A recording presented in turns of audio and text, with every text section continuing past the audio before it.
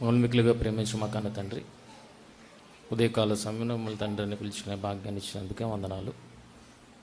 కేవలం మీ మీద ఆధారపడి ముందుకు వెళ్తున్నాం తండ్రి, సహాయం దయచేయండి. మీ పిల్లలకు ఏది అవసరమని మీరు తలంచున్నారో దేవా, ఆ మాటలను తండ్రి మమ్మల్ని సాధనములుగా వాడుకొని మీరు మాట్లాడమని మిమ్మల్ని ప్రార్థిస్తున్నాం తండ్రి. సమయోచితమైన జ్ఞానాన్ని, ఆత్మ నడిపింపును అనుగ్రహించమని మమ్మల్ని కోరుతూ, సంఘాన్ని, సంఘ పరిచయను జ్ఞాపకం చేసుకోనండి, సంఘ కాపరిని జ్ఞాపకం చేసుకోనండి దేవా. విశ్వాసములో గొప్పగా వృద్ధి చెందిన సంఘముగా ఇది మిగిలిన సంఘాలకు మాదిరిగా ఉండుటకు సహాయం దయచేయమని మిమ్మల్ని ప్రార్థిస్తూ, ప్రాధేయపడుతూ, మీకే మహిమ, ఘనత, ప్రభావాలు అర్పిస్తూ ప్రభువైన యేసుక్రీస్తు వారి అతి శ్రేష్టమైన నామంలో ఈ ప్రార్థనా మనవులు అడిగి వేడుకొనిచున్నాం మా తండ్రి, ఆమేన్.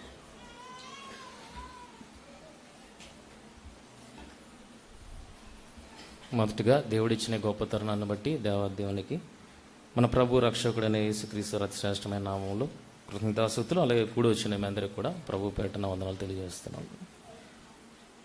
ప్రియమైన దేవుని పిల్లలారా, మరి దేవుని వాక్యాన్ని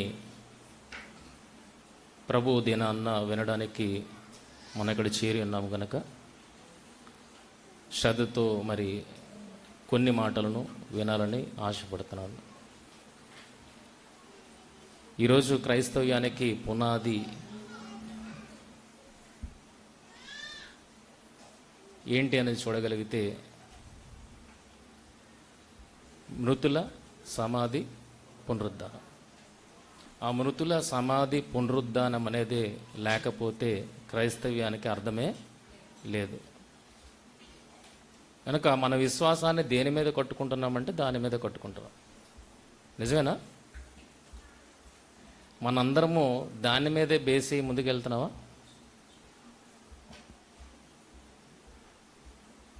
మన విశ్వాసము మృతుల పునరుద్ధానం మీదే ఉందా?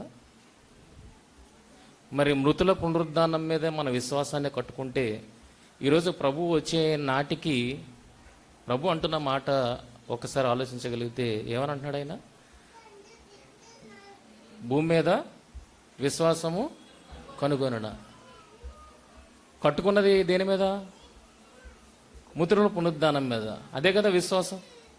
మరి దాని మీదే మనం అందరం కట్టుకుంటే ప్రభువు ఏం మాట్లాడాలి? అమ్మ, విశ్వాసం ఉంచిన మీరందరూ ధన్యులను మాట్లాడాలి, కానీ విశ్వాసము కనుగొనున అంటున్నాడంటే మనం దేని మీద కట్టుకుంటున్నాం ఒక్కసారి ఆలోచించండి ప్రియమైన వాళ్ళారు. ఆ జాబితాలో మనం కూడా ఉండొచ్చు. ఈరోజు ఇదే ప్రథమంగా నేను ఎంచుకొని వాక్యాన్ని ముందుకు తీసుకొని వెళ్తున్నాను. విశ్వాసం అనేది ఏ పునాది మీద ఉండాలంటే మృతుల పునరుద్ధానం మీదే ఉండాలి. అక్కడే మనం నిలబడాలి. కానీ మనం అందరం మన విశ్వాసాన్ని ఎక్కడ పెడుతున్నాం? కరెక్ట్గా ప్రభు వచ్చే టైంకి పిండి విద్యను సిద్ధం పరిచాడు అని దేవుడు అంటున్నప్పుడు పిలుపుని పిలవగా అనేక మంది ఎక్కడ ఆగిపోయారన్నది చూడగలిగితే లోకాసువార్త 16వ అధ్యాయము, లోకాసువార్త 14వ అధ్యాయము 16 నుండి 20 వచనాలు చూడండి. లోకాసువార్త 14వ అధ్యాయము 16 నుండి 20 వచనాలు. ఆయన అతనితో ఇట్లనెను, ఒక మనుషుడు గొప్ప విందు చేయించి అనేకులను పిలిచెను. విందు కాలమందు అతడు ఇప్పుడు సిద్ధమై ఉన్నది రండని పిలువబడిన వారితో చెప్పుటకు తన దాసుని పంపెను. అయితే వారందరూ ఏక మనస్సుతో నెపములు చెప్పసాగిరి. ఏమని నెపములు చెప్పారంట? మొదటివాడు, నేను ఒక పొలము కొని ఉన్నాను, అవశ్యముగా వెళ్ళి దాన్ని చూడవలను, నన్ను క్షమింపమని వేడుకొనుచున్నాను. మరి ఒకడు, నేను 5 జతల ఎడ్లను కొని ఉన్నాను, వాటిని పరీక్షింప వెళ్ళుచున్నాను, నన్ను క్షమింపవలని వేడుకొనుచున్నాను. మరి ఒకడు, నేను ఒక స్త్రీని వివాహము చేసుకున్నాను, అందుచేత నేను రాలేనను. ఏంటి? విందు కొరకు అందరూ సిద్ధపడుతున్నారు, అంతేనా? ఈరోజు విశ్వాసం కలిగి ఉన్నది దేనికి? ప్రభు రెండో రాకడ కొరకే కదా. ప్రభు రెండో రాకడ కొరకు ఎవరైతే కనిపెడుతున్నారో వాళ్ళకి ద్వారం తీయబడుతుంది పెళ్లి విందుకి. వారితో, ప్రభుతో పాటు మనం అందరం వెళ్తాం అన్నది రైట్ అయితే గనక, ఆ పెండ్లి విందుకి మనం అందరం సిద్ధపడుతుంటే, మన విశ్వాసం నిజంగా పునరుద్ధానం మీదే కట్టుకుంటే, మనం విందుకు పిలిస్తే వెళ్ళాలా వద్దా? వెళ్ళాలి. కానీ వెళ్లకుండా నెపములు చెబుతున్నాం అంటే మన విశ్వాసం ఎక్కడితో ఆగిపోయింది? మన విశ్వాసం ఎక్కడితో ఆగిపోయింది? లేనంత వరకు ప్రభువును గోజాడుతాం, మన అవసరత తీరనంత వరకు ప్రభువుని గోజాడుతాం. ప్రభు ఏదైనా చేయగలడని, సమర్థుడని నమ్ముతాం.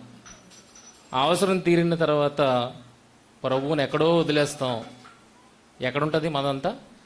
మన అవసరాల మీదే ఉంటుంది. బిడ్డ లేడు అని గోజాడుతారు ఎన్నో సంవత్సరాలు. బిడ్డ వచ్చిన తర్వాత ఎక్కడికి వెళ్ళిపోద్ది మనసు?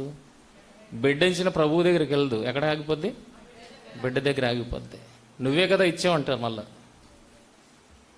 నువ్వే కదా ఇచ్చావు, మరి చూసుకునే బాధ్యత నాది కదా అని అంటావు. అంటే ఈరోజు అనేక మంది చివరి వరకు చేరకపోవడానికి గల కారణం ఏంటంటే, మన విశ్వాసం దేని మీద కొట్టుకోవట్లేదు? మృతుల పునరుద్ధానం మీద కొట్టుకోవట్లేదు. ఇదే ఈరోజు మన ప్రధాన అంశముగా మనం ముందుకి వెళ్తున్నాం. ప్రియమైన వాళ్ళారా, విశ్వాసం అనేది వెనక్కి తిరిగేది కాదు. విశ్వాసం అనేది వెనక్కి తిరిగి చూసుకునేది కాదు. విశ్వాసం అంటే ముందుకు సాగిపోయేది, ఆగిపోయేది కాదు, సాగిపోయేది. రోమపత్రిక 1వ అధ్యాయము 17వ వచనం చూడండి, 16-17 వచనాలు. రోమపత్రిక 1వ అధ్యాయం 16-17 వచనాలు. సువార్తను గూర్చి నేను సిగ్గుపడువాడను కాను, ఏలనగా నమ్ము ప్రతి వానికి, మొదటి యూదునికి గ్రీసు దేశస్థునికి కూడా అది రక్షణ కలుగజేయుటకు దేవుని శక్తి అయి ఉన్నది. ఎందుకనైనా నీతిమంతుడు విశ్వాస మూలముగా జీవించినని వ్రాయబడిన ప్రకారము, విశ్వాస మూలముగా అంతకంతకు విశ్వాసము కలుగునట్లు. విశ్వాస మూలముగా అంతకంతకు విశ్వాసం పైకి వెళ్తుందా కానీ కిందకు వస్తుందా? కొనసాగుతూనే ఉంది, ఆగిపోలేదు, వెనక్కి తిరగను లేదు. మరి మనది ఎలాంటి విశ్వాసం? ఎలాంటి విశ్వాసం? ఆ విశ్వాసానికి ఏది పునాది? సువార్త. ఆ సువార్తను గూర్చి నేను సిగ్గుపడివాడను కాను, ఎలానగా నమ్ము ప్రతివానికి, యూదునికి గ్రీసు దేశస్తునికి కూడా రక్షణ కలుగు చేయటం దేవుని శక్తి అయినది. ఎందుకనైనా నీతిమంతుడు విశ్వాస మూలముగా జీవించిన వ్రాయబడిన ప్రకారము, విశ్వాస మూలముగా అంతకంతకు విశ్వాసము కలుగునట్లు దేవుని నీతి దాని అందు బయలుపరచబడుచున్నది. దేవుని నీతి అనేది మీరు చూడాలి అంటే ఎందులో కనబడుతుంది? విశ్వాసంలో కనబడుతుంది. విశ్వాసంలో కనబడుతుంది. ఇదే సువార్త ఈ విశ్వాసానికి ప్రారంభకుడైన ఎవరు? ప్రారంభకుడు ఎవరండి? మనందరూ అబ్రహాం పిల్లలమేనా? అబ్రహాం పిల్లలమేనా? పితరుడు అబ్రహాముకి ఇదే సువార్త ప్రకటింపబడింది. ఇదే సువార్త. ఏంటి ఇదే సువార్త? ఈరోజు ఈ సువార్తకి మనం ఎలా లోబడుతున్నాము? మనందరికీ మాదిరిగా మూల పురుషుడిగా, విశ్వాసానికి మూల పురుషుడిగా ఉన్న అబ్రహాము ఏ రకంగా లోబడ్డాడు అనేది మనం అర్థం చేసుకోగలిగితే నిజానికి మన అబ్రహాము పిల్లలు అవునా కాదా తెలిసిపోద్ది. ఈరోజు అందుకనే కొద్దిగా అబ్రహాం గారి జీవితంలోనికి తొంగి చూడడానికి మనం ప్రయత్నం చేద్దాం. అందరికీ తెలుసు కదా అబ్రహాం గారి కోసం? తెలుసా? ఏం తెలుసు చెప్పండి, 2 మాటలు చెప్పండి. ఏం తెలుసు? ఎలాగా? దేవుని మాటకు లోబడ్డాడు. ఇంకా ఇంకా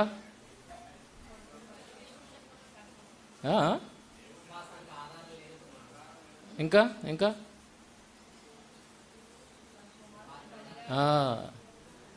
కుమారుణ్ణి బలిగా అర్పించాడు. ఈ పాయింట్స్ దగ్గరే మనం ఆగిపోయాం. ఈ పాయింట్స్ కన్నా ముందుకి ఈరోజు మనం వెళ్ళడానికి ప్రయత్నం చేద్దాం. అబ్రహాం విశ్వాసం ఎలాగ తేల్చబడింది? అబ్రహాం అంత గొప్ప విశ్వాసి అన్నది ఆ విషయం ఎలా బయలుపడింది? కుమారుణ్ణి ఇచ్చేస్తే బయలుపడిపోద్దా? ఆలోచించండి. కుమారుణ్ణి ఇచ్చేస్తే బయలుపడిపోద్దా? లేదు. ఎలా ప్రూవ్ అయిందన్నది ఈరోజు మనం తెలుసుకోబోతున్నాం ప్రియమైన వాళ్ళ. ఈరోజు అబ్రహాము విశ్వాసాన్ని తెలుసుకుంటే ఈరోజు మన విశ్వాసం ఎక్కడుందో, మనం ఎక్కడ ఆగిపోయామో, ఎంతగా మనం దాన్ని కొనసాగించాలన్నది మనకి అర్థమవుతుంది. అయితే ఇదే సువార్త అబ్రహాము గారికి ప్రకటింపబడింది అని గలతీ పత్రిక 3వ అధ్యాయము, గలతీ పత్రిక 3వ అధ్యాయము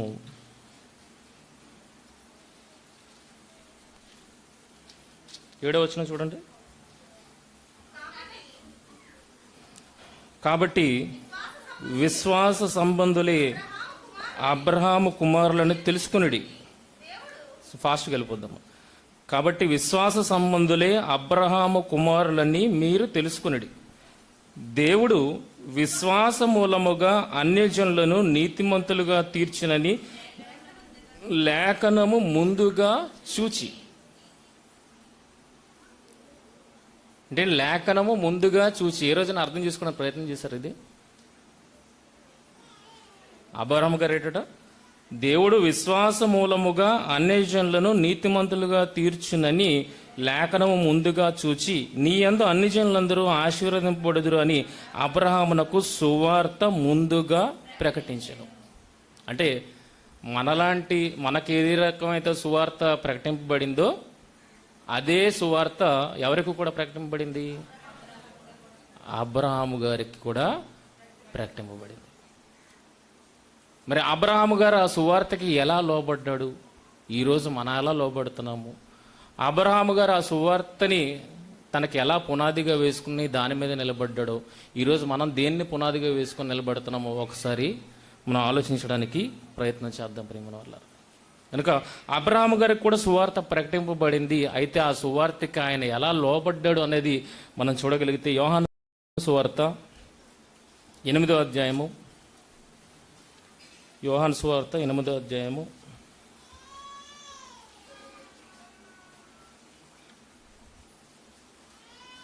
39-40 వచనాలు. అందుకు వారు ఆయనతో మా తండ్రి అబ్రహాము అనిరి. ఎవరు? యూదులతో యేసుక్రీస్తు వారు మాట్లాడుతున్నప్పుడు యూదులందరూ ఏమంటున్నారంటే మా తండ్రి ఎవరు? అబ్రహాం. మీ అబ్రహాం సంతానం. మీరు పాపానికి దాసులు అన్నప్పుడు వాళ్ళు ఏమంటున్నారంటే మేము అబ్రహాం సంతానం, మేము ఎవరికి దాసులంగా లేము, అలాగే మేము వ్యభిచారం మందు పుట్టిన వారం కూడా కాదు, మేము అబ్రహాము సంతానం అని చెప్తున్నప్పుడు యేసుక్రీస్తు వారు ఏమంటున్నారో చూడండి. యేసు మీరు అబ్రహాము పిల్లలైతే అబ్రహాము చేసిన క్రియలు చేతురు, దేవుని వలన వినిన సత్యమును మీతో చెప్పిన వాడనైన నన్ను మీరిప్పుడు చంపవెదకుచున్నారు. అబ్రహాము అట్లు చేయలేదు. చాలమ్మ. అబ్రహాము అట్లు చేయలేదు అని అంటే అబ్రహాము అట్లు చేయలేదన్న మాటను ఈ రోజున చదివారా? ఏం చేయలేదు? ఇక్కడ అర్థం చేసుకోవాల్సి ఒకటి ఉంది. ఏంటంటే ముందుగా సువార్త ప్రకటింపబడింది అని ఏదైతే మాట విన్నామో అదే దేవుని వలన బోధింపబడిన సత్యాన్ని ఇప్పుడు యేసుక్రీస్తు వారు ఎవరికి చెప్తున్నారు? తన స్వజనులకు ఆయన బోధిస్తున్నాడు. బోధిస్తున్నప్పుడు యేసుక్రీస్తు వారిని చంపాలని తన స్వజనులు చూస్తున్నారు. కానీ అదే సువార్తని నేను అబ్రహాము గారికి పరిచయం చేసినప్పుడు అబ్రహాము గారు లోబడ్డాడే గాని ఎదురు తిరగలేదు. అది అక్కడ మెయిన్ ఉద్దేశం. అంటే అబ్రహాము గారికి కూడా ఏం ప్రకటింపబడింది? సువార్త ప్రకటింపబడింది. ఆ సువార్తకు ఆయన లోబడ్డాడు కూడా. లోబడ్డాడు. దేవుని చిత్తానికి తను తాను అప్పగించుకున్నాడు. కానీ ఈరోజు యేసుక్రీస్తుని ఎందుకు చంపాలనుకుంటున్నారంటే వారి చిత్తము నెరవేరినందుకు, వారి చిత్తము అభ్యంతర పడుతున్నందుకు యేసుక్రీస్తు వారిని ఈరోజు సమాజం చంపాలనుకుంటుంది. కానీ అబ్రహాం గారు ఎలాగా విధేయుడాడంటే, ఇంకో దేవుని చిత్తానికే నన్ను నేను అప్పగించుకుంటున్నానట్టుగా ఆ మాటలకు అబ్రహాము లోబడ్డాడు. అబ్రహాం లోబడ్డాడు. ఎలా లోబడ్డాడు, ఎంతగా లోబడ్డాడు అనేది ఈరోజు మనం తెలుసుకోవడానికి ప్రయత్నం చేస్తున్నాం. ఆ సువార్తకు ఆయన ఎంతగా లోబడ్డాడు, ఎలా లోబడ్డాడు, ఎలా లోబడ్డాడు. ఆదికాండము 22వ అధ్యాయము, ఆదికాండము 22వ అధ్యాయము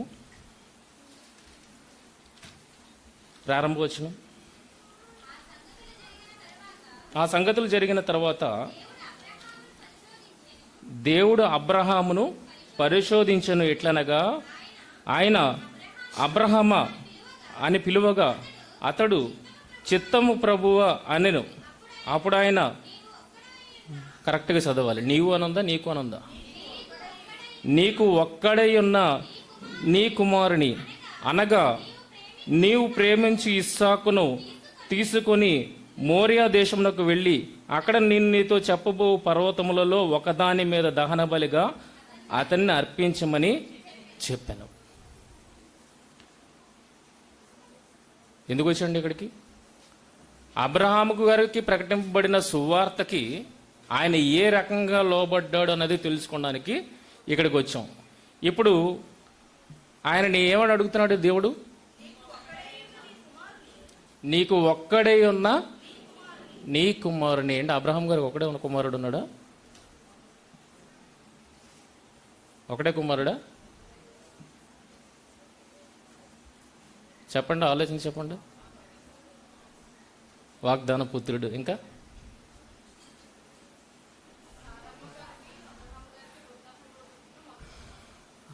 ఆ అబ్రహాం గారికి షారాకి పుట్టిన కుమారుడు, ఒక్కడే ఉన్న కుమారుడు మీనింగ్ కావాలా అంటే వాళ్ళిద్దరికి ఒక్కడే పుట్టాడానా? దాని అర్థం ఇస్సాకు వల్ల అన్నది నీ సంతానం. ఓకే, ఇంకా అప్పటికి ఇష్మాయిల్ ఉన్నాడు కదా. కానీ దేవుడు ఇలాంటి మాటని ఉపయోగించడం వెనక ఆంతర్యం ఉన్నది. మనకు కనబడుతుంది ఇద్దరు పిల్లలు, ఇష్మాయిలు, ఇస్సాకు. కానీ దేవుడు ఇక్కడ ఏమంటున్నాడు? నీకు ఒక్కడే ఉన్న నీ కుమారుని అనగా నీవు ప్రేమించి ఇస్సాకును తీసుకుని మోరియా దేశంలోకి వెళ్ళి అక్కడ నేను నీతో చెప్పబో పర్వతములలో ఒక దాని మీద దహన బలిగా అతనిని అర్పించమని చెప్పాను.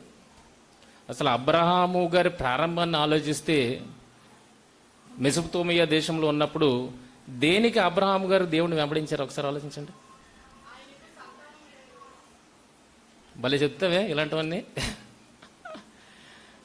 నిజమే. స్కూల్లో ఫ్రెండ్స్ ఎప్పుడు అవుతారు చెప్పండి? అప్పుడే వెళ్ళాం స్కూల్కి, అందరూ కొత్త వాళ్ళే, కానీ అందులోనే బెస్ట్ ఫ్రెండ్స్ మనకు అవుతారు. ఎలా స్టార్ట్ అవుద్ది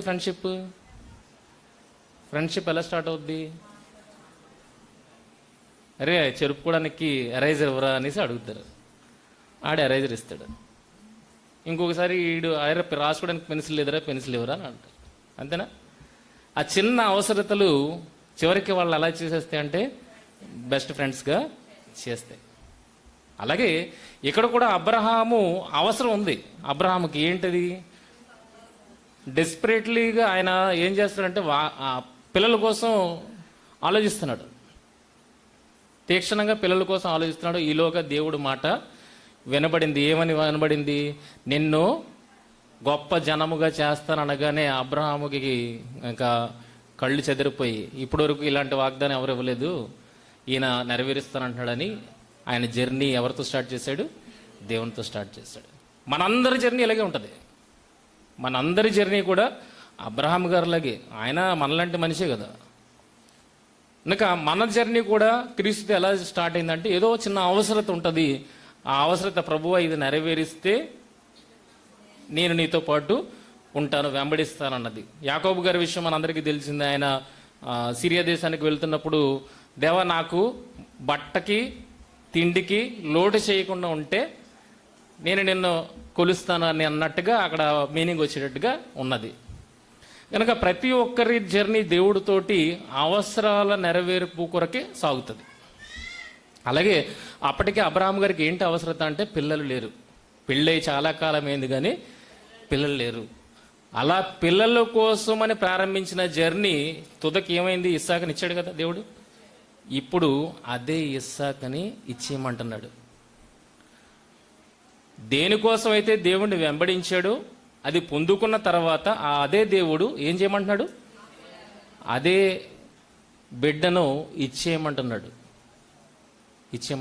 ఎలా ఉంటుందో ఆలోచించండి. ఆ కండిషన్ ఎలా ఉంటుందో ఒకసారి ఆలోచించండి.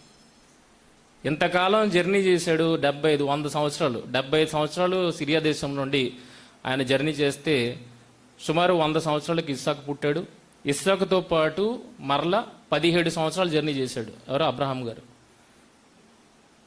అంటే 117 సంవత్సరాలు. 117 సంవత్సరాలు 117 సంవత్సరాలు కేవలం ఈ కుమారుని కొరకు ఆయన జర్నీ చేస్తే ఇప్పుడు ఆ కుమారుణ్ణి ఇచ్చేయమంటున్నాడంటే ఆయన కండిషన్ ఏమవ్వాలి? మనమైతే ఎక్కడ ఆగిపోతాం? మనం ఎన్ని ఆలోచిస్తాం తెలుసా? ఇక్కడ ఏమన్నాడంటే, మోరియా దేశమునకు వెళ్ళి అక్కడ నేను నీతో చెప్పబో పర్వతములలో ఒక దాని మీద దహన బలిగా. అసలు దేవుడు దహన బలిని అడగడే. మన ఆలోచనలు ఎలాగెళ్ళిపోతే? మన ఆలోచనలు ఎలాగెళ్తాయి? దేవుడు దహన బలి అడగడే. ఇది అడిగాడంటే ఇది సాతాను ప్రేరేపణేమో అని అనుకుంటారు. మన ఆలోచనలు అలా తిరిగేస్తే. కానీ ఏమీ ఆలోచించకుండా అబ్రహాము గారు దేనికి సిద్ధపడ్డారో తెలుసా? కుమారుణ్ణి ఇవ్వడానికి సిద్ధపడ్డాడు. ఏమీ ఆలోచించలేదని ఎందుకంటున్నానంటే, రాత్రి కల వచ్చింది. రాత్రి దేవుడు కళ్ళ ద్వారా మాట్లాడాడు. 3వ వచనం చూడండి. తెల్లవారినప్పుడు దేవుని పని విషయంలో ఏది ఉండకూడదు? దేవుని పని విషయంలో ఏమి ఉండకూడదు? ఆలస్యం ఉండకూడదు. ఆలస్యం ఉంటే మధ్యలో ఎవరు దూరుతారు? అపవాది దూరే అవకాశం ఉన్నది. కనుక అబ్రహాం గారు అపవాదికి ఛాన్స్ ఇచ్చే రకం కాదు. ఎందుకంటే ఆయన ఎన్నిసార్లు మనం చూసినా అన్నిసార్లు ఇమ్మీడియట్గా జరిగించినట్టుగా కార్యాలను మనం చూస్తాం. సున్నతి చేయమని ఇష్మాయిల్కి, నీ ముందున్న పరివారానికి సున్నతి చేయమని చెప్పినప్పుడు 17వ అధ్యాయము చూడండి.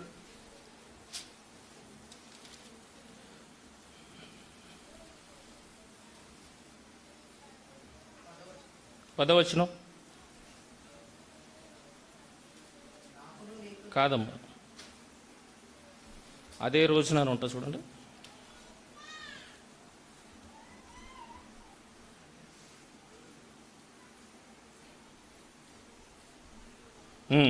మో 23వ వచనం, 17వ అధ్యాయం 23వ వచనం. అప్పుడు అబ్రహాము తన కుమారుడైన ఇష్మాయిలును తన ఇంట పుట్టిన వారందరినీ తన వెండితో కొనబడిన వారందరినీ అబ్రహాము ఇంటి మనుషుల్లో ప్రతి వారిని పట్టుకొని దేవుడు తనతో చెప్పిన ప్రకారము ఆ దినమందే, బాగా నోటు చేసుకోండి, ఏ దినమందు? చెప్పిన దినమందే. అంటే ఎంత ఫాస్ట్ యాక్టింగ్ ఒకసారి ఆలోచించండి. అబ్రహాము దేవుడు మాటకి ఎంత విధేయుడు అవుతున్నాడో, ఎంత ఫాస్ట్గా రెస్పాండ్ అవుతున్నాడో అనేది ఇక్కడ మనకి అర్థమవుతుంది. సున్నతి చేయమని అదే రోజు మాట్లాడాడు. సర్లే పోస్ట్పోన్ చేద్దామని అనలేదు. ఆ దినమందే ఇమ్మీడియట్గా ఎంతమంది ఉన్నారో అంతమందికి ఆయన సున్నతి చేసేసాడు. మరొక సందర్భాన్ని మీరు చూడగలిగితే 21వ అధ్యాయము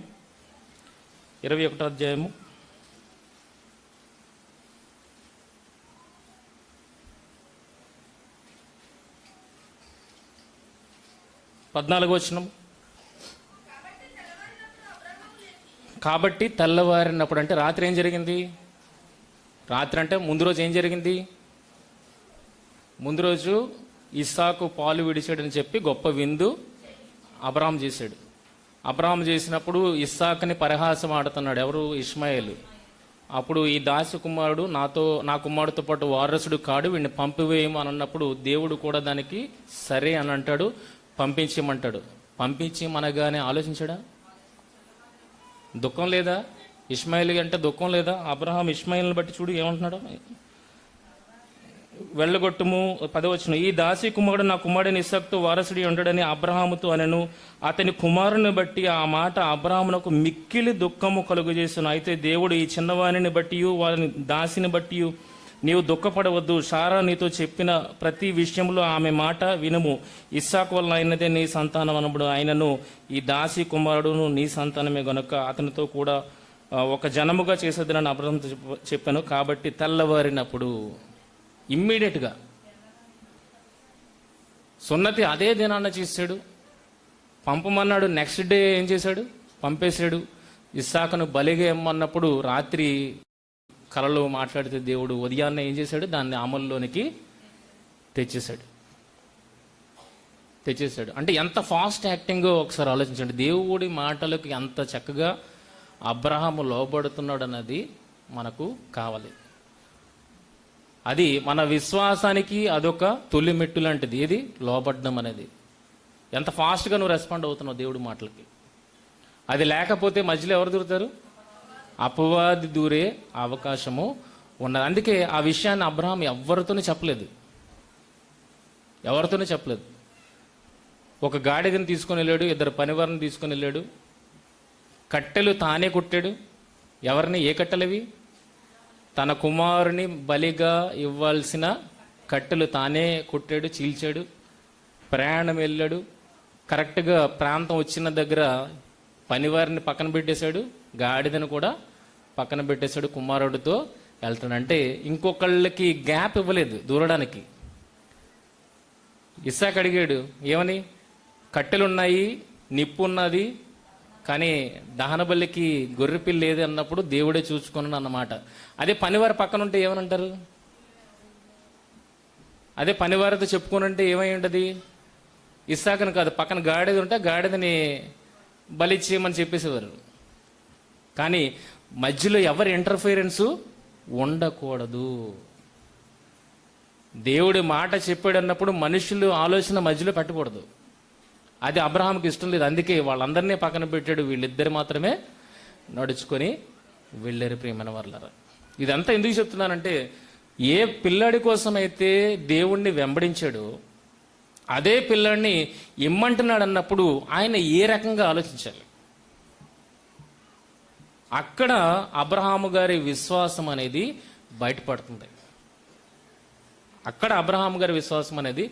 బయటపడుతుంది. ఇంతకీ ఎంత ఆందోళన చెందుతున్నాడు సంతానం కోసము, ఎంత ఆరాట పడుతున్నాడు, ఆతృత పడుతున్నాడు అన్న విషయాన్ని మనం చూడగలిగితే 15వ అధ్యాయంలో చూడండి ఉందో. 15వ అధ్యాయము, ఆదికాండము 15వ అధ్యాయము 1వ వచనం. ఇవి జరిగిన తర్వాత యెహోవా వాక్యము అబ్రహామునకు దర్శనమందు వచ్చి, అబ్రహామా, భయపడకము, నేను నీకు కేడము, నీ బహుమానము అత్యధిక మగునని చెప్పాను. అందుకు అబ్రాము, ప్రభువైన యెహోవా నాకేమి ఇచ్చిననేమి, నేను సంతానము లేనివాడనే పోవుచున్నానే. అంటే ఇది ఆలోచిస్తే బయటకు వచ్చే మాట, ఆలోచించకుండా వచ్చే మాట. చెప్పండి. అంటే ఎంత తీవ్రంగా ఆలోచిస్తున్నాడు. అది కూడా ఎవరి ముందు మాట్లాడుతున్నాడు? దేవుడి ముందు మాట్లాడుతున్నాడు. దేవుడికి తెలీదా పిల్లలు లేరని? దేవుడికి తెలుసు పిల్లలు లేరని. కానీ ఈయన తనలో ఉన్న దానిని ప్రభువు దగ్గర బయట పెట్టేస్తున్నాడు. అంటే ఎంత తీవ్రత లేకపోతే అది బయటపడతాడు. కనుక ఎలా మాట్లాడుతున్నాడు చూడండి. ప్రభువైన యెహోవా నాకు ఇచ్చిన నేమి, నేను సంతానం లేనివాడనే పోవచ్చున్నానే. దమస్కు ఎలియాజరే నా ఇంటి ఆస్తికర్త యగును గదా. ఎవరిని చేసేస్తానంటున్నాడు? ఇంకా నా గర్భాన్న పుట్టే ఛాన్స్ లేదు, ఇప్పుడు ఎవరిని చేసేస్తాను? నా పరివారంలో ఉన్న ఆస్తికి ఈ కర్తగా ఉన్న వాడు ఎలియాజర్ని నేను వారసునిగా చేసేసుకుంటాను అని అంటున్నాడు. అంటే పిల్లల కోసం ఎంత ఆతృత పడుతున్నాడు అన్నది అర్థమవుతుంది. అంటే తన సొంత పనివారిలో ఒకడిని తనకు వారసుడిగా చేసుకోవాలని ఇష్టపడుతున్నాడంటే ఎంతగా ఆయన ఎదురు చూస్తున్నాడో మనకి ఇక్కడ తీవ్రత అనేది కనబడుతుంది. అయితే దేవుడు ఏమన్నాడు వెంటనే, ఇదిగో నీవు నాకు సంతానం ఇయ్యలేదు గనక నా పరివారంలో ఒకడు వారసుడుగునని చెప్పగా యెహోవా వాక్యం అతని యొద్దకు వచ్చి, ఇతడు నీకు వారసుడు కాడు. ఒక్క మాట, మరో మాట అబ్రహాం దగ్గర నుండి లేదు. అంటే దేవుడు కాదు అని అంటే ఇంకా అక్కడతో ఆగిపోయాడు. నెక్స్ట్ ఇంకొకటి వచ్చింది. 16వ అధ్యాయంలో ఇప్పుడు షారా గారు ఈ ఆందోళన అంతటిని తీసేసుకున్నారు. అబ్రహాం గారికి పిల్లలు లేదన్న ఆందోళన అంతా ఎవరు తీసుకున్నారు? షారా గారు తీసుకున్నారు. ఇగో నువ్వు దేవుడి చేత ఆశీర్వాదం పడుతున్నవాడవే, కానీ నీ ఆశీర్వాదానికి నేనే అడ్డుకట్టగా ఉన్నానేమో, కనుక నేను తొలగిపోతాను, నా దాసిని భార్యగా ఇస్తాను, నా స్థానాన్ని ఇస్తాను, ఆమె వల్ల పుట్టిన కుమారుణ్ణి మనం దేవుడు ఆశీర్వదించి ఇచ్చిన బిడ్డగా మనం స్వీకరిద్దాం అన్నప్పుడు దానికి కూడా ఆయన రెడీ అయిపోయాడంటే పిల్లల కోసం ఎంత ఆరాట పడుతున్నాడు అన్నది ఈ విషయంలో మనకి అర్థం కావాలి. కనీసాడు కదా. కనీసం తర్వాత ఇప్పుడు పాలు విడిచే టైంకి ఏమని అంటున్నాడు? ఇష్మాయేలు నీ సంతానము కాదు. మరి ఎవరి సంతానం?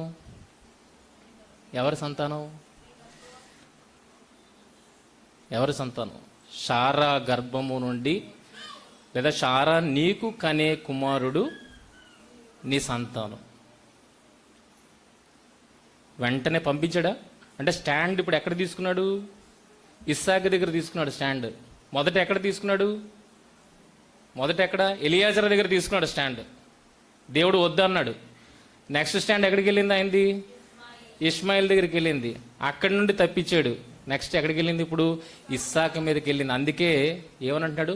నీ ఒక్కడై ఉన్న నీ కుమారుడు. అప్పటికి ఇష్మాయిల్ని వదిలేసి 17 సంవత్సరాలు అయిపోయింది. 14 సంవత్సరాలు అయిపోయింది. అప్పటికి అబ్రహాం ఇష్మాయిల్ని వదిలేసి 14 సంవత్సరాలు అయిపోయింది. మళ్ళీ ఇష్మాయిల్ కోసం ఎందుకు ఆలోచిస్తాడు? కనుక ఎలియాజర్ వదులుకున్నాడు, ఇష్మాయిల్ని వదులుకున్నాడు. ఇప్పుడు ఎవరి మీద ఉన్నాడు గురి? ఇస్సాకు మీద. ఈయన నాకు వారసుడు, దేవుడిచ్చిన వారసుడు. అంటే ఎలియాజర్నే చేసుకోవాలనుకున్నప్పుడు ఎవరిని కూడా చేసుకునే అవకాశం ఉంది అబ్రహాం గారికి కుమారునిగా? మొదట ఆలోచించండి. ఎలియాజర్ దగ్గరికి రాకముందు ఎవరిని కూడా చేసుకునే అవకాశం ఉంది వారసుడిగా? పనోడినే చేసుకోవడానికి ఇష్టపడుతున్నప్పుడు పనివాడికి ముందు ఎవరిని చేసుకునే ఆస్కారం ఉంది? బాగా ఆలోచించండి.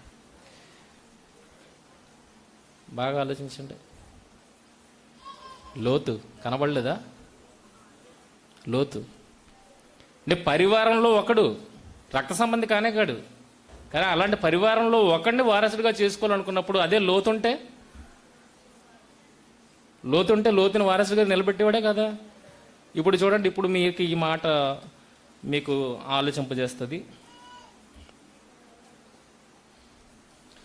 13వ అధ్యాయం, ఆదికాండం 13వ అధ్యాయము.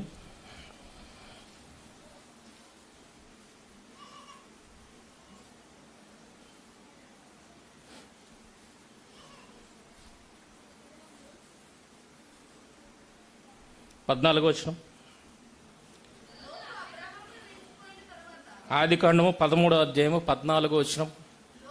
లోతు అబ్రహామును విడిచిపోయిన తర్వాత యెహోవా, ఇదిగో నీ కన్నులెత్తి నీవు ఉన్న చోట నుండి ఉత్తరపు తట్టు, దక్షిణపు తట్టు, తూర్పు తట్టు, పడమర తట్టు చూడము. అంటే లోతు విడిచిపోయిన తర్వాత ఇమ్మీడియట్గా దేవుడు అబ్రహాముకు ప్రత్యక్షమే మాట్లాడాల్సిన అవసరం ఏంటి?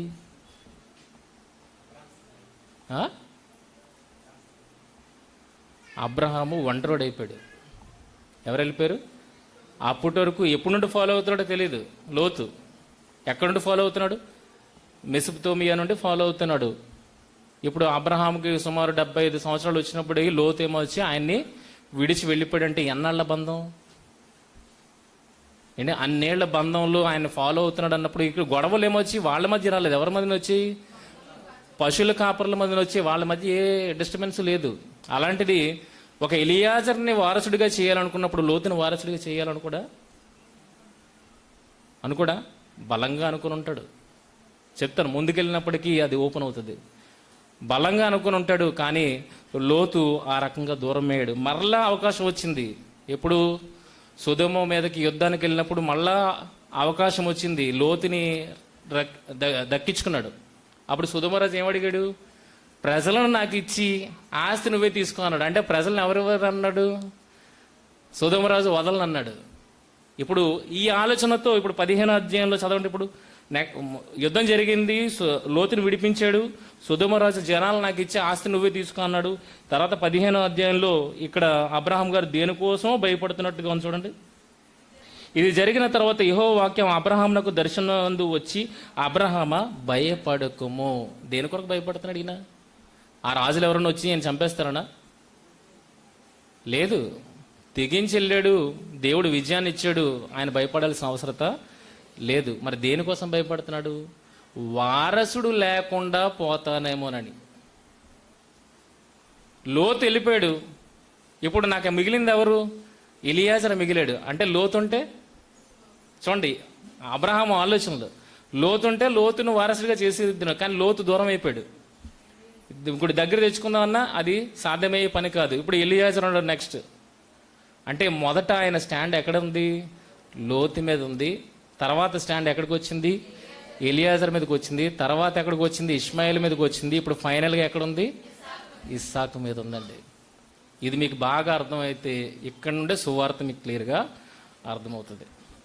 ఇప్పుడు యోహాను సువార్త 1వ అధ్యాయము 12వ వచనానికి వెళ్ళండి ఒకసారి. యోహాను సువార్త 1వ అధ్యాయం 12వ వచనం. తన్ను ఎందరూ అంగీకరించిరో వారికందరికీ, అనగా తన నామమునందు విశ్వాసముంచు వారికి దేవుని పిల్లలగుటకు ఆయన అధికారము అనుగ్రహించెను. తర్వాత ఆ విశ్వాసము వలన పుట్టిన వారు ఎలా పుట్టారట? దేవుని వలన పుట్టిన వారే గాని రక్తము వలనైనను, శరీరేచ్ఛ వలనైనను, మానుషేచ్ఛ వలనైనను పుట్టినవారు కారు. అండి, విశ్వాసం వల్ల పుట్టినవారు దేవుని వల్ల పుట్టినవారు. వారు ఎలా పుట్టినవారు కారు? రక్తమును బట్టి. ఇష్మాయేలు రక్తాన్ని బట్టి ఏమవుతాడు? ఇష్మాయేలు రక్తాన్ని బట్టి సంతానం అవుతాడు కదా, ఆ సంతానం వద్దన్నాడు దేవుడు. శరీరేచ్ఛను బట్టి సంతానం అన్నాడు. లోతు శరీరేచ్ఛను బట్టి నావాడే అన్నది లోతు విషయంలో ఆయనకు ఉంటుంది కనుక శరీరేచ్ఛను బట్టి లోతుని వద్దన్నాడు. మానుషేచ్ఛ, ఎవరెలా పోయినా వారసుడు అయితే ఉండాలి, చచ్చిపోయేలోగా నీకు వారసుడు ఉండాలి, ఇది మనుషుడేచ్ఛ. కనుక ఎలియాజర్ని ఏర్పరచుకుంటాను. లోకం అంటుంది వారసుడు లేకుండా పోతున్నాను, నేను ఎలియాజర్ని ఏర్పరచుకుంటాను నాకు వారసుడిగా, ఇది మనుష్యేచ్ఛ. ఇది కూడా వద్దు. ఎక్కడ నిలబడమన్నాడు? ఎక్కడైతే విశ్వాసానికి ఆధారము లేదు, ఎక్కడైతే విశ్వాసానికి ఆధారము లేదో అక్కడ నించోమన్నాడు. ఆ నించున్న వాళ్ళే ఎవరు? దేవుని పిల్లలు. ఇప్పుడు ఇస్సాకును వాగ్దానం చేసినప్పటికీ వీళ్ళ పరిస్థితి ఏంటి? ఇప్పుడు ఇంకో పెళ్లి చేసుకుంటాను అన్న దగ్గర ఆప్షన్ ఉంది, అక్కడ విశ్వాసం లేదు. ఎలియాజర్ని చేసుకుంటాను అన్న దగ్గర మనుషేచ్ఛ ఉంది కానీ విశ్వాసం లేదు. లోతు దగ్గర శరీరం నాకు దగ్గర బంధువు గనక నేను చేసుకుంటానంటే విశ్వాసం లేదు. కానీ ఎక్కడ విశ్వాసము అవసరం? ఇప్పుడు వీళ్ళ మృతతుల్యులు అయిపోయిన తర్వాత కూడా దేవుడు ఏమంటున్నాడు? మీకు బలాన్ని ఇస్తాను, మీరు పిల్లల్ని కంటారంటే ఆశ కూడా లేదు అన్నప్పుడు ఎవరైతే పుడతారో వాళ్ళు ఎవరి బిడ్డలు? దేవుని బిడ్డలు. కనుక ఈరోజు మనం దేవుని బిడ్డలు ఎప్పుడవుతామో తెలుసా? అసలు ఎటువంటి ఆశ లేదు మనకి, బ్రతకడానికి స్కోపే లేదు అన్నప్పుడు దేవా నువ్వే దిక్కు అని మనం ఎప్పుడైతే అనుకుంటామో అక్కడ మనది స్టార్ట్ అవుతుంది. అన్నీ ఉండి దేవుడి దగ్గరకు వచ్చేయడం వల్ల పెద్ద విషయం ఉంది. అప్పుడు దేవుడు అర్థం కాడు. ఏమీ లేనప్పుడు దేవుని దగ్గరికి వస్తే దేవుడు అప్పుడు అర్థమవుతాడు. ఎలా దేవుడు అర్థమయ్యాడు అబ్రహాం గారికి ఒకసారి చూడండి.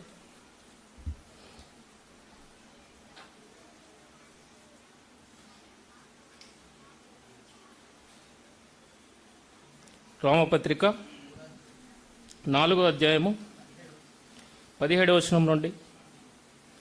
రోమపత్రిక 4వ అధ్యాయం 17వ వచనం నుండి. తాను విశ్వసించిన దేవుని ఎదుట, ఎలా విశ్వసించాడు ఒక్కసారి చూడండి. తాను విశ్వసించిన దేవుని ఎదుట. ఈరోజు మనం ఎలా విశ్వసించాం? ఈరోజు మనం ఎలా విశ్వసించాం? అబ్రహాము లాంటి విశ్వాసం మనకుందా? లేదా ఆప్షన్స్ మీద బతికేస్తున్నావా? ఆప్షన్స్ మీద బ్రతుకుతున్నాము అని అంటే మనకు విశ్వాసం లేనట్టే. ఆప్షన్స్ ఏవి లేవు అన్నప్పుడు మన దేని మీద ఖచ్చితంగా ఆధారపడతాం? దేవుని మీద ఖచ్చితంగా ఆధారపడతాం. అంటే మనకు చర్చ్ ఉంది, మీటింగ్ పెట్టుకోవడానికి, బయట పబ్లిక్ మీటింగ్ ప్లాన్ చేస్తున్నాం, వర్షం పడే కాలం. వర్షం పడితే ఏమనుకుంటాం? ఏముంది, చర్చిలో పెట్టేసుకుందాం అనుకుంటాం. వర్షం పడకపోతే బయట టెంట్లో పెట్టేసుకుందాం, ఓపెన్ మీటింగ్ పెట్టేసుకుందాం. వర్షం పడితే చర్చిలో పెట్టేసుకుందాం. ఆప్షన్ ఉన్నది కనుక నువ్వు వెంటనే దేనికి షిఫ్ట్ అవుతున్నావు? బయట నుండి లోపలికి వచ్చేస్తున్నావు. ఆప్షన్ లేదన్నప్పుడు, నాకు ఇలాంటి బిల్డింగే లేదన్నప్పుడు నువ్వు దేని మీద ఆధారపడాలి? నేను బయటే మీటింగ్ పెడతాను, వర్షాన్ని ఎవరు ఆపుకుంటారు? చూసారా, ఇది విశ్వాసం అంటే. విశ్వాసం ఆప్షన్ ఉన్నప్పుడు విశ్వాసానికి వాల్యూ లేదు. ఆప్షన్ లేనప్పుడు విశ్వాసానికి వాల్యూ ఉంది. అలాంటప్పుడు పుట్టినవాడే ఇస్సాకు. అందుకే ఆయన ఒక్కదానొక్క కుమారుడు, వాగ్దాన పుత్రుడు. అది ఇక్కడ మాట్లాడుతున్నాడు. చూడండి, ఎక్కడికి వచ్చాం? రోమపత్రిక 4వ అధ్యాయం 17వ వచనం. తాను విశ్వసించిన దేవుని ఎదుట ఎలా విశ్వసించాడు ఒకసారి ఆలోచించండి. మృతులను సజీవులుగా చేయవాడు. ఈ విషయం ఎలా అర్థమైంది అబ్రహాం గారికి? మృతులను సజీవులుగా చేయవాడు అన్న విషయం ఎలా అర్థమైంది అబ్రహాం గారికి? ఎలా అర్థమైంటది? కిందకి వెళ్తే మనకే అర్థమైపోతుంది. ఓకేనా? మృతులను సజీవులుగా చేయవాడు, లేని వాటిని ఉన్నట్టుగా పిలిచేవాడు. ఇది ఎలాగ అర్థమైంది? లేని వాటిని ఉన్నట్టుగానే పిలిచేవాడు. ఇది ఎలాగ అర్థమైంది? చూడండి, అలాంటి దేవుని ఎదుట అతడు మనందరికీ తండ్రి అయి ఉన్నాడు. ఆయన విశ్వాసం ఏంటి చూడండి. మృతులను సజీవులుగా చేయవాడు, లేని వాటిని ఉన్నట్టుగానే పిలిచేవాడు. మొదట ఆప్షన్స్ మీద ఆధారపడ్డాడు అబ్రహాము. చివరికి ఎక్కడ ఆధారపడడం ప్రారంభించాడు? విశ్వాసం మీద ఆధారపడడం ప్రారంభించాడు. అవన్నీ వద్దన్నాడు, వదిలేసుకున్నాడు దేవుడు. అబ్రహాం వెంటనే వదిలేసుకున్నాడు.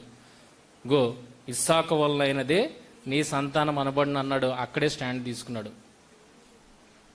కనుక ఇస్సాకును బలిచ్చిమన్నప్పుడు మళ్ళీ వెనక్కి తిరగలేదు. వదిలిపెట్టిన వారిని ఎవరినో ఒకరిని చూస్ చేసుకుందామని వెనక్కి వెళ్ళలేదు. అలాగని ఇంకొకటిని ఇస్తాడని ముందుకు వెళ్ళలేదు. ఎక్కడ ఆగిపోయాడు? ఇస్సాకును కాకపోతే ఇంకొకటిని ఇస్తాడని ముందుకు వెళ్ళలేదు. ఇస్సాకును కాకపోతే ముందు వదిలేశాను కదా, ఇష్మాయిల్ని వదిలేశాను, ఎలియాజర్ని వదిలేశాను, లోతుని వదిలేశాను, వాళ్ళ దగ్గరికి వెళ్ళలేదు. విశ్వాసం ఎక్కడి నుంచి ఉంది? స్ట్రాంగ్ ఎక్కడి నుంచి ఉంది? అక్కడ ఆ పాయింట్ దగ్గర నుంచి ఉంది. కానీ మృతులలో నుండి ఖచ్చితంగా నేను నా కుమారుణ్ణి పొందుకుంటాను. ఆయన విశ్వాసం ఏంటి? మొదట మృతులను సజీవులుగా చేయవాడు, లేని వాటిని ఉన్నట్టుగా పిలిచేవాడు అన్నది ఆయన విశ్వాసం యొక్క స్టాండ్. ఆ స్టాండ్ మీద నించున్నాడు తప్పితే వెనక్కి వెళ్ళలేదు. అలాగని ఇంకొకటి కూడా ఆలోచించలేదు, లేదా మనలాగా జరగలేదని దేవుణ్ణి దూషించను లేదు. ఎక్కడ ఆగిపోయాడు? ఇమ్మన్నాడా? ఇచ్చేస్తాను, ఎందుకంటే ఆయనే మళ్ళీ మృతులను సజీవులుగా చేయగలుగుతాడు అన్న ఆ ఒక్క విశ్వాసం తప్పితే ఇంకొక ఆలోచన అబ్రహాం గారికి లేదు. ప్రియమైన వర్లరా, చూడండి కిందకి చదివితే మనకు అర్థం. ఇందును గూర్చి అతడు విశ్వాసమునకు బలహీనుడు కాక రమారమి 100 ఏండ్ల వయస్సు గలవాడి అప్పటికి తన శరీరము మృతతుల్యమైనట్టును శారా గర్భమును మృతతుల్యమైనట్టును. దేవుడు ఎలాంటి వాడని చెప్పాడు పైన? మృతులను సజీవులుగా చేయవాడు. ఈ పాయింట్ అని ఇప్పుడు అర్థమైంది అబ్రహాం గారికి. వీళ్ళ కండిషన్ ఏంటి?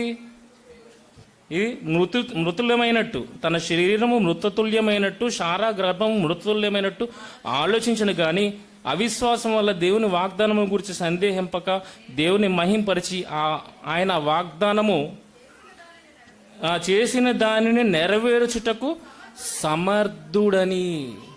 ఎవరు సమర్థుడు? ఎవరు?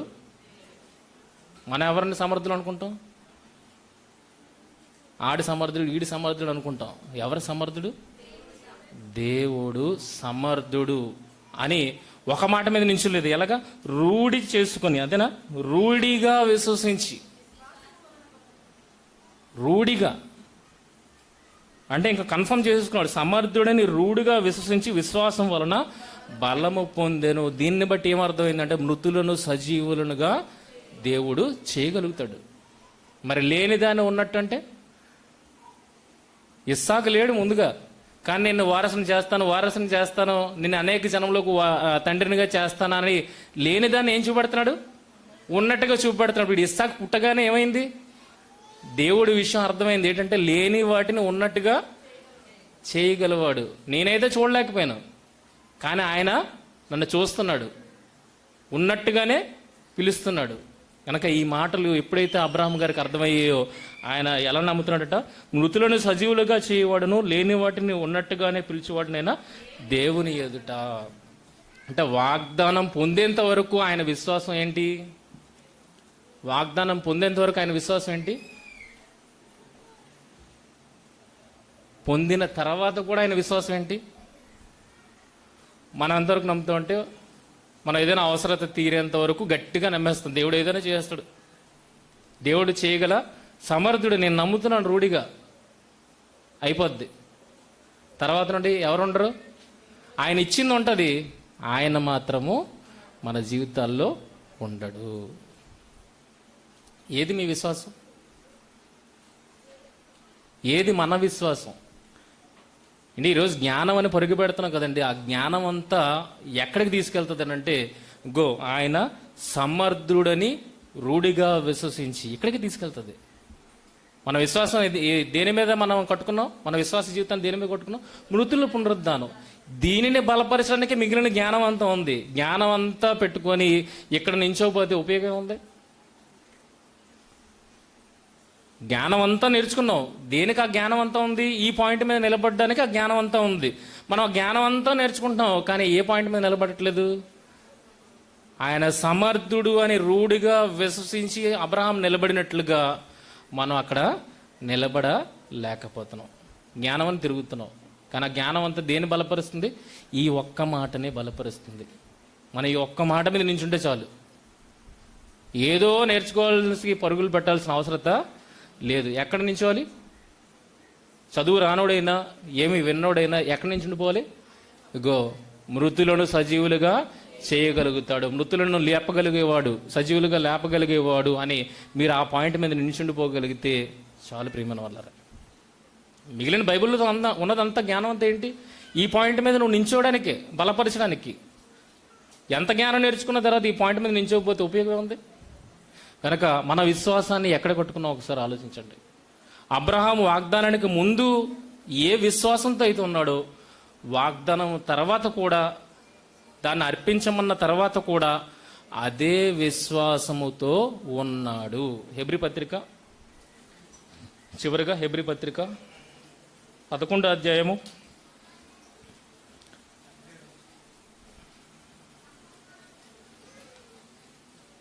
11-12 వచనాలు చూడండి. మొదట ఇందాక రామపత్రికలో చదువుకున్నదే మళ్ళీ చదువుతాం. విశ్వాసమును బట్టి శారాయు వాగ్దానం చేసిన వాడు నమ్మదగిన వాడని ఎంచుకొనడు గనక తాను వయస్సు గతించినదైనను గర్భము ధరించుటకు శక్తి పొందెను. అందుచేత మృతతుల్యుడైన ఆ యొక్కని నుండి సంఖ్యకు ఆకాశ నక్షత్రముల వలెను సముద్ర తీరమందలి లెక్కింప శక్యము కాని ఇసుక వలెను సంతానము కలిగెను. అబ్రహాము శోధింపబడి 17 వచనం నుండి అబ్రహాము శోధింపబడి విశ్వాసమును బట్టి ఇస్సాకును బలిగా అర్పించెను. ఎవడు ఆ వాగ్దానములు సంతోషముతో అంగీకరించెను. ఉద్యోగం రానంత వరకు మనం ఏదైనా ఉద్యోగానికి వెళ్ళినప్పుడు ఉద్యోగానికి రానంత వరకు ఏం చేస్తాం? అంటే నేను అలా వచ్చేస్తానండి, ఇలా వచ్చేస్తానండి, అలా చేసేస్తానండి అంటాం. ఉద్యోగంలో చేరిన తర్వాత అది ఇస్తేనే కానీ చేయను అంటాం. అంటే అది ఇస్తేనే కానీ చేయను, నాకు టైం కుదిరితేనే కానీ చేయను. కానీ ఉద్యోగం మొదట చాలా సంపాదించాలన్న దీంతో ఉంటాం కదా, వెళ్ళి ఆడ ఏ విధన్నా ఒప్పేసుకుంటాం. ఆ మేనేజర్ ఏదన్నా ఒప్పేసుకుని ఇది చేస్తున్నాడు, అది చేస్తున్నా, నో ప్రాబ్లం అండి అనేసి జాయిన్ అయిన తర్వాత కొద్దిగా నీకు రిలాక్స్ దొరుకుతుంది. దొరికిన తర్వాత నాకు సెలవు లేకపోతే నేను చేయను, నాకు టైమింగ్స్ కుదరకపోతే నేను చేయను, నాకు సరైన జీతం లేకపోతే నేను చేయను. మరి మొదట కానీ అబ్రహాం గారి విషయంలో చూడగలిగితే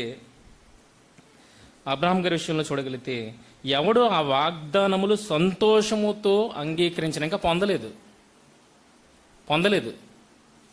కనుక సంతోషంతో అంగీకరించాడు. మనలాగా ఏమండి, ఉద్యోగం రాకముందు ఎలాంటి సంతోషం అయితే ఉంటుందో, వచ్చేస్తుందన్న ఆనందం ఎలాగైతే ఉంటుందో అలాగా ఎవడు ఆ వాగ్దానములు సంతోషముతో అంగీకరించినో, ఇస్సాకు వలనైనది నీ సంతానం అనబడునని ఎవరితో చెప్పబడినో ఆ అబ్రహాము మృతులను సహితము లేపుటకు దేవుడు శక్తిమంతుడని ఎంచిన వాడే. ఎప్పుడిది? మొదట ఏ మాట చదువుకున్నావు? ఇస్సాకును వాగ్దానంగా పొందకముందు ఏ మాట చదువుకున్నావు? వాళ్ళిద్దరూ మృతుతుల్యులు అయిపోయినప్పటికీ దేవుడు మృతులను సజీవులుగా చేయవాడు, లేని వాటిని ఉన్నట్టుగా పిలిచివాడని నమ్మారు. ఇప్పుడు ఇచ్చేమన్న తర్వాత కూడా ఏమని ఆలోచిస్తాడు అబ్రహాము? మృతులను సహితము లేపుటకు దేవుడు శక్తిమంతుడని ఎంచిన వాడే తన ఏక కుమారుని అర్పించి ఉపమాన రీతిగా అతను మృతుల్లో నుండి మరలా పొందెను. ముందుగా వాగ్దానానికి ముందు కానీ వాగ్దానానికి తర్వాత కానీ అబ్రహాం విశ్వాసాలు చేంజ్ వచ్చిందా? చూడడానికి లేదండి అసలు. ఆయన దేవుడి మాటకి 100% లోబడేవాడు, విధేయత చూపించేవాడు, చెప్పిన వెంటనే చేసేవాడు. సున్నతి చేయమన్నాడు, చేసాడు. ఇష్మాయిల్ని పంపించేశాడు. ఎలియాజరు కాదన్నాడు, ఓకే వదిలేశాడు. ఇస్సాకుని బలిచ్చిమ్మన్నాడు, ఇచ్చేశాడు. ఎక్కడ నాగాడా? ఎందుకు ఆగలేదంటే ఆయన దేవుడి మీద ఆయనకున్న ప్రగాఢ విశ్వాసం. కానీ మనం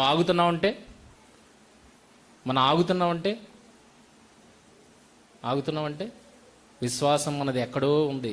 ఎక్కడ లేదు? దేవుడి దగ్గర లేదు ప్రియమైన వాళ్ళారా. అందుకే దీనికి సూచకంగా దేవుడు తర్వాత అదే మోరియా పర్వతం మీద ఎవరిని ఇచ్చాడు బలిగా? తన ప్రియ కుమారుణ్ణి ఇచ్చాడు. తన ఏకైక కుమారుణ్ణి ఇచ్చాడు. యోహాను సువార్త 3వ అధ్యాయం 16వ వచనం చూడండి. సేమ్ రిపీట్ చేస్తాడు దేవుడు.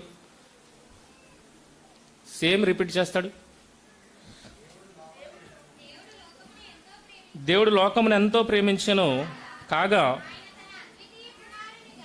తన అద్వితీయ కుమారుడు అంటే ఏంటి దాని అర్థం? ఇందాకలా అబ్రహాం గారి దగ్గరే ఉన్నాడు, తన ఏక కుమారుడు అన్నాడు కదా. అద్వితీయ కుమారుడు అంటే ఏక కుమారుడు అని అర్థం. ఇప్పుడు దేవుడు ఏక కుమారుడైన యేసుక్రీస్తు అని ఏం చేశాడు? అదే మోరియా పర్వతం మీద సిలువ యాగము గావించాడు, మృతుల్లో నుండి తిరిగి లేపాడు. అబ్రహాము గారు ఆ రోజు విశ్వాసం లోపలే ఉంది. ఏంటి? మృతులను సజీవులుగా బయటికి తీసుకొస్తాడని. కానీ తన కుమారుని ద్వారా ఏం చూపెట్టాడంటే, ఎవరు తన కుమారుడు? అబ్రహాం కుమారుడు ఎవరు? క్రీస్తు. చివరికి వచ్చినప్పటికి ఎవరు? అబ్రహాము లోపల ఉన్నది ఏంటది? మృతులను సైతము సజీవులుగా లేపగలవాడు అన్నది లోపల ఉంది. కానీ కుమారుని ద్వారా ఏం చేశాడు? ఆయన మృతుడే లేచిపోయాడు. అంటే ఏం చూపెట్టాడు? ఇప్పుడు బయటకు చూపించాడు విశ్వాసం ఏంటో. అబ్రహాము లోపలే ఉంది, అది సమాజానికి అర్థం కాకపోవచ్చు. ఎందుకంటే కత్తెత్తాడు, లోపల ఉన్నది కత్తెత్తాడు, ఆపిమన్నాడు. మృతుల్లోండి పొందినట్టు పొందాడు. కానీ లోపల ఉన్నది బయటపడాలి. ఇప్పుడు ఏం చేశాడు? బయటపడడానికి తన కుమారుణ్ణే, అబ్రహాము కుమారుణ్ణే, అలాగనే దేవుడికి ప్రియమైన కుమారుణ్ణే ఏం చేశాడు? బలిగా అర్పించి మృతుల్లోండి ఆయన లేపి ఎవరికి ఆధారం కలుగు చేశాడు? ఎవరికి? అబ్రహాం మాటల మీద మీకు నమ్మకం లేకపోతే మీరు ఎవరిని చూడండి? క్రీస్తుని చూడండి. ఆయన లోపల ఉన్న దాన్ని నెరవేర్చి ఆయన ఫీల్ అయ్యాడు. మీరు ఫీల్ అవ్వడానికి ఇప్పుడు నా కుమారుణ్ణే నేను బలిగా ఇస్తున్నాను. ఆయన మృతుడు అయిపోయాడు, మరల తిరిగి లేచాడు. ఇప్పుడు మీ విశ్వాసానికి ఆధారం ఏది? మృతులు ఎవరు మృతులు పునరుద్ధానం? యేసుక్రీస్తు మృతుల పునరుద్ధానం. ఇదే కదా సువార్త. మీ ఆధారం అదే కదా. ఇప్పుడు మీకు బట్టబయలైంది. అబ్రహాము లోపల ఉన్న విశ్వాసం ఇప్పుడు క్రియారూపకంగా బట్టబయలైంది. ఏంటంటే మృతుడు సజీవుడు అవుతాడు, అది చేయగలుగుతాడు దేవుడు అన్నప్పుడు ఇంకా ఏం సంకోచం ఆలోచించండి. దేని గురించి ఆలోచించండి అంటే ఎవరైనా లేపగలుగుతారా చచ్చిపోయినవాడిని? కానీ ఆయన లేపగలుగుతాడంటే ఆయన శక్తి సామర్థ్యాలు ఒకసారి ఆలోచించండి. ఆయన ఏదైనా చేయగల సమర్థుడు అన్నప్పుడు మనది ఏది కోల్పోతున్నా ఏమి బాధపడాలి ఆలోచించండి. యోబు అన్నీ కోల్పోతున్నాడు, ఏమైనా బాధపడ్డా? దేవుని దూషించాడా? లేదు. చివరికి మళ్ళీ పొందుకున్నాడా? కనుక దేవుడు ఇచ్చాడు, దేవుడు తీసుకుంటాడు. ఇందులో ఏముంది? ఇచ్చినప్పుడు అనుభవించాం, తీసుకున్నప్పుడు ఓకే ఆయనది ఆయన తీసుకున్నాడు, హ్యాపీ. ఎందుకంటే ఇవ్వగల సమర్థుడు ఆయన. ఆ రకమైన విశ్వాసాన్ని కనపరిచారు గనుకనే వారు భక్తులుగా నిలిచారు. సహించిన వారిని ధన్యులని చెబుతున్నాము కదా అని అంటే ఈరోజు మనకి కూడా అలాంటి పరీక్ష ఈ సమాజంలో ఉన్నది. విశ్వాసం అనేది చాలా కష్టంతో కూడుకున్న పని. అంత ఈజీ, మాటతో చెప్పినంత ఈజీ కాదు. అండి అది మనకు నమ్మడానికి యేసుక్రీస్తు వారు దానికోసం ఏం చేశారు? బలియాగాన్ని చేశారు. ఆ మాట అర్థం కావడానికి బలియాగాన్ని చేశారు అన్నప్పుడు అది అంత ఆషామాషి కాదు. నిలబడ్డ సమాజం మధ్యలోనికి దూరి ఏం విశ్వాసం అనేది గో ఆడిని నమ్ముకో ఈయన నమ్ముకో అని చెప్తూ ఉంటుంది మధ్యలో. అటువంటి భయంకరమైన సమాజంలో మనం ఉన్నప్పుడు దీని మీద నించోడు అనేది చాలా కష్టం. కానీ దేవుడు హోప్ అయితే మనకి ఉంచాడు. ప్రియమైన వాళ్ళారా, హోప్ ఉంచాడు. ఏంటది? దీని మీద మీరు నించోగలిగితే, అంత గుడ్డిగా మీరు నన్ను నమ్మగలిగితే మీ పట్ల ఏదైనా కార్యాన్ని నేను చేయగలుగుతాను.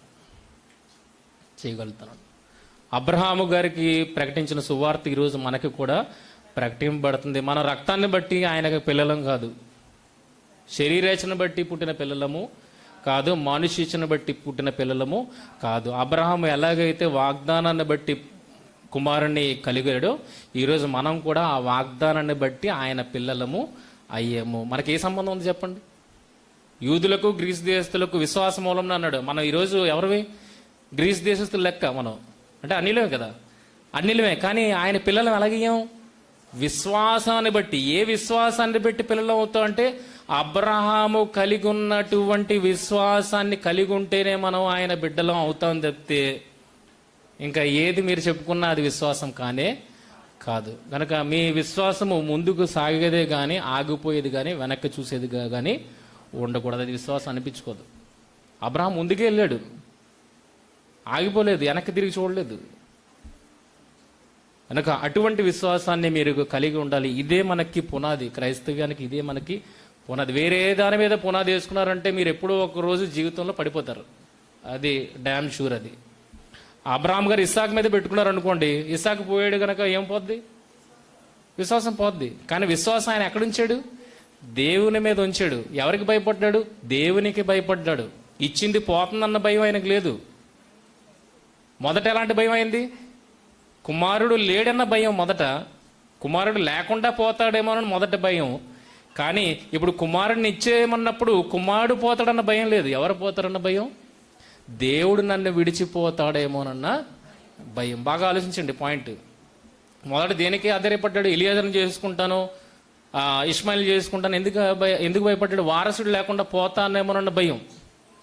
కానీ వారసుని ఇచ్చిన తర్వాత ఇప్పుడు ఇస్సాకు నిమ్మన్నప్పుడు వారసుడు లేకుండా పోతానన్న భయం లేదు ఆయనకి. దేనికి భయపడుతున్నాడు? దేవుడు విడిచిపోతాడేమోనన్న భయం. ఆదికాండము చివరిగా 22వ అధ్యాయం 12వ వచనం. ఆదికాండం 22:12. అప్పుడు ఆయన,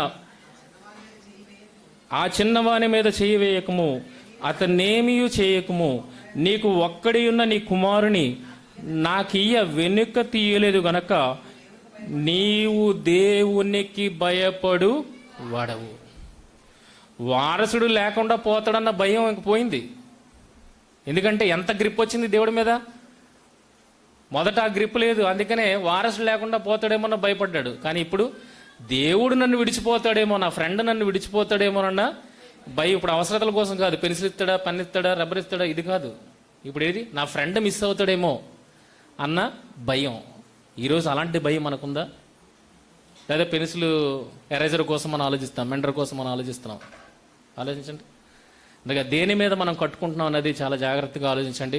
నిజంగా మన అబ్రహాం కుమారులు అవ్వాలంటే అబ్రహాము నించున్న స్టాండ్ మీద మనం కూడా నించోవాలి. ఏదో ఎక్కడో జ్ఞానం కోసం పరుగులు పెట్టాల్సిన అవసరం లేదు. అదంతా దేన్ని బలపరిచేదిగా ఉంది? మృతుల పునరుద్ధానాన్ని బలపరిచేదే ఉంది. మీరు అక్కడ నించోవాలనే. అది లేకపోయినా మీరు ఇక్కడ నించుంటే హ్యాపీ. అదంతా నేర్చుకొని ఇక్కడ నించున్నా హ్యాపీ. కానీ నించోవడం అనేది, ఈ స్టాండ్ తీసుకోవడం అనేది అత్యవసరం. ఇలాగ వాళ్ళందరూ ఆశీర్వాదాలకి పాత్రలేరు. మీరు అలాంటి ఆశీర్వాదాలకి పాత్రలు అవ్వాలని కోరుకుంటూ నా మాటలు ముగిస్తున్నాను. ప్రార్థన చేసుకున్నాను. మహోన్నతుడైన మా తండ్రి, ఘనమైన శ్రేష్టమైన అతి పవిత్రమైన మనకి వందనాలు తెలియజేస్తున్నాం తండ్రి. మీ పిల్లలతో మీరు మాట్లాడి ఉన్నారని మేము నమ్ముతున్నాం తండ్రి. ఏదైతే మేము అర్థం చేసుకున్నామో అది మాలో ఫలించుటకు సహాయం అనుగ్రహించండి దేవా. ఇంకా అనేకమైన మాటలు తండ్రి ఈ పునాది మీద మేము కట్టబడ్డానికి మమ్మల్ని బలపరిచేవిగా ఉన్నాయి తండ్రి. వాటన్నింటినీ తెలుసుకుంటూ తండ్రి ఆనందిస్తూ దేవా, ఈ పునాది మీద మమ్మల్ని మేము మీ కొరకు కట్టుకునేలాగున సహాయం దయచేయమని, ఈ చిన్న సంఘాన్ని దీవించి ఆశీర్వదించమని, సభ్యులందరినీ జ్ఞాపకం చేసుకున్నాడు తండ్రి. దేవా, అపవాది మధ్యలో జొరబడకుండా మీ ఆలోచన అనేది తెలిసిన వెంటనే తండ్రి దానిని నెరవేర్చుటకు అబ్రహాం వలె మేము సాధకం చేసేవారము ఉంటకు సహాయం దయచేయమని, మహిమ ఘనత ప్రభావాలు మీకు అర్పిస్తూ ప్రభు అయిన యేసుక్రీస్తు వారి అతి శ్రేష్టమైన నామంలో ఈ ప్రార్థన మనవులు అడిగి వేడుకొనిచున్నాం మా తండ్రి. ఆమేన్.